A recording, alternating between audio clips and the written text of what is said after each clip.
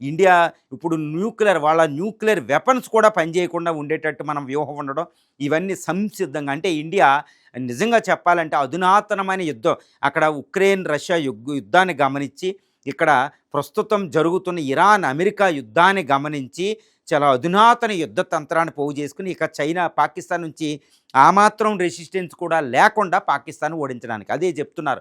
India ఏమంటుందంటే general CDS అంటే chief of defence staff తర్వాత ఆర్మీ జనరల్ ద్వివేది ఒక మాట అన్నారన్నమాట. Army general, Indian army general ఏ మాట అన్నారంటే, దేవుడు దయ వల్ల ఇంకొక అవకాశం వస్తే ఈసారి పాకిస్తాన్ని నామరూపాలు లేకుండా చేస్తాం.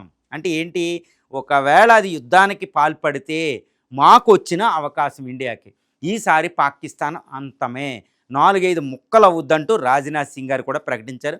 అజిత్ దోవల్ గారు ప్రకటించారు. ఈసారి పీఓకేని కలుపుకొని సింధు పంజాబ్ ప్రావిన్స్లు మనలో కలుపుకొని బలిస్తాన్ డివైడ్ చేసి నార్త్ వెస్టర్న్ ఫ్రాంటియర్ అక్కడ జోరాన్ లైన్ ఆఫ్ఘనిస్తాన్కి ఈ విధంగా ఎంతో వ్యూహంగా ఇప్పుడు ఇరాన్తో స్నేహం, తర్వాత తాలిబాన్తో స్నేహం, వెస్టర్న్ బౌండరీ కూడా ఓపెన్ చేసాం. తిరుగులేని శక్తి, ఆర్థిక మిలిటరీ శక్తి.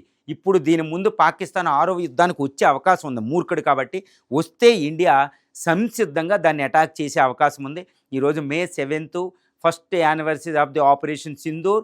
దీంట్లో భాగంగా ఇండియా ఎక్కడ ఇగ్నోర్ లేకుండా, కాంప్లిసెన్సీ ఎక్కడా లేకుండా అద్భుతంగా యుద్ధ తంత్రంతో ప్రిపేర్ అయ్యి సంసిద్ధంగా ఉంది. పాకిస్తాన్ అంతమే, అది వస్తుంది తప్పకుండా. 6వ భారత్ పాకిస్తాన్ల యుద్ధం జరిగే అవకాశాలు మాత్రం పుష్కలంగా ఉన్నాయి.